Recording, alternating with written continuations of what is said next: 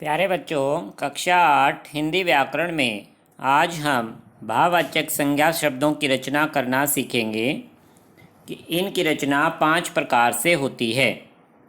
जातिवाचक संज्ञा से भाववाचक संज्ञा बनाना, यानी ऐसे शब्द जो व्यक्ति वस्तु स्थान की पूरी जाति का बोध कराते हैं उन्हें क्या कहा जाता है? जातिवाचक।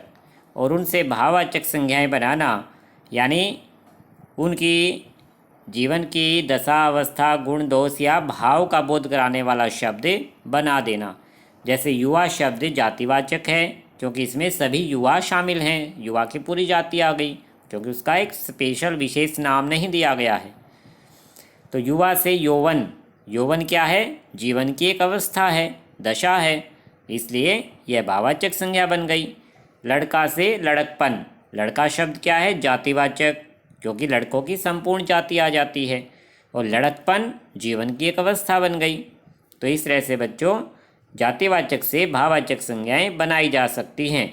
मानव से मानवता, मित्र से मित्रता, ठग से ठगी, देव से देवत्व, शिशु से शिशुत्व, शिशुता भी ठीक है, शिशुत्व भी ठीक है, साधु से साधुत्व, स्त्री से स्त्रीत्व, डाकू से डकैती, बच्चा से बचपन, शत्रु से शत्रुता। आप देख रहे होंगे सभी के पीछे तव या ता प्रत्यय जुड़ा हुआ है। पुरुष पुरुषत्व, पशु पशुता, प्रभु प्रभुता, बंधु बंधुत्व, भ्राता भ्रातृत्व, गुरु गुरुता। तो इस तरह से बच्चों शब्द के पीछे प्रत्यय जोड़ने से भाववाचक संज्ञा बन जाती है, लेकिन इसका कोई निश्चित नियम नहीं है कि कौन सा प्रत्यय जुड़ेगा। जैसे लड़का से लड़कपन, पन प्रत्यय जुड़ गया है, ठग से ठगी, ई प्रत्यय जुड़ा हुआ है। तो ये कब याद हो सकते हैं? जब आप इनको 2-3 बार रिवाइज करोगे तभी याद हो सकते हैं, क्योंकि कोई निश्चित नियम नहीं है। इसके बाद सर्वनाम शब्दों से भाववाचक संज्ञाएं बनाना। जैसे अहम से अहंकार, अपना से अपनापन या अपनत्व, निज से निजता, निजत्व एक याद कर सकते हैं, प्राय से प्रायपन, मम से ममत्व या ममता। तो ये टेबल आपको याद करनी है आज। विशेषण शब्दों से भाववाचक संज्ञाएं। विशेषण ऐसे शब्द जो किसी की विशेषता बताते हैं, जैसे कुशल कि वह किसी काम करने में कुशल है, लेकिन इसके पीछे प्रत्यय जोड़ दिया, ता प्रत्यय जोड़ने से कुशलता, कुशलता उसका एक गुण बन गया, किसी व्यक्ति का गुण कहलाएगा कुशलता है कि वह उसकी कार्य कुशलता अच्छी है, तो भाववाचक संज्ञा बन जाता है ये शब्द। कृपण से कृपणता, कायर से कायरता। तो आपको इस टेबल को भी याद करना है। इसके बाद है नंबर 4, क्रिया शब्दों से भाववाचक संज्ञाएं बनाना। क्रिया शब्द क्या होते हैं? जिनसे किसी काम का बोध हो। जैसे देखना, सभी की पहचान क्या है? ना। क्रिया शब्द में क्या होता है? ना प्रत्यय जुड़ा होता है। विशेषण,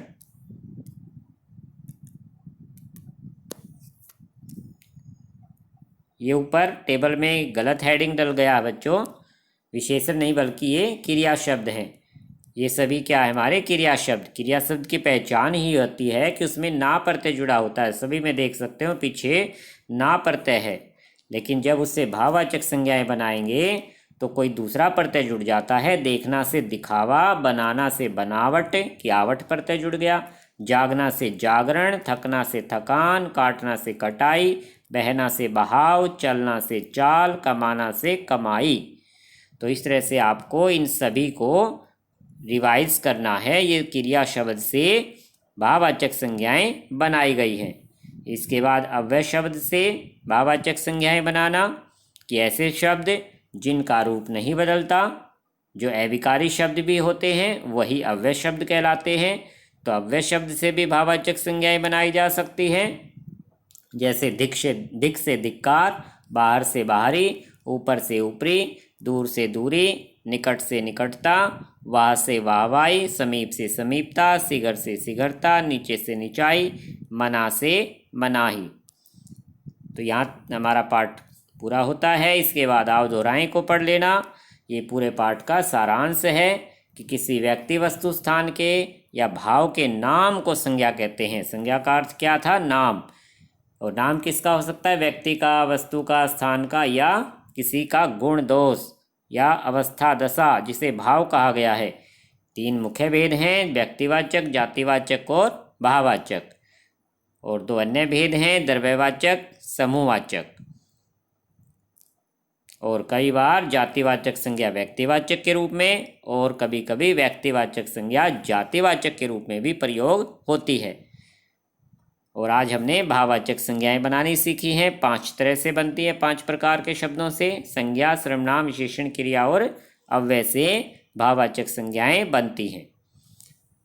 नेक्स्ट टाइम हम इस पार्ट का अभ्यास करेंगे। आज आप इन टेबल्स को अच्छे से लर्न कर लेना। अच्छा बच्चों, धन्यवाद।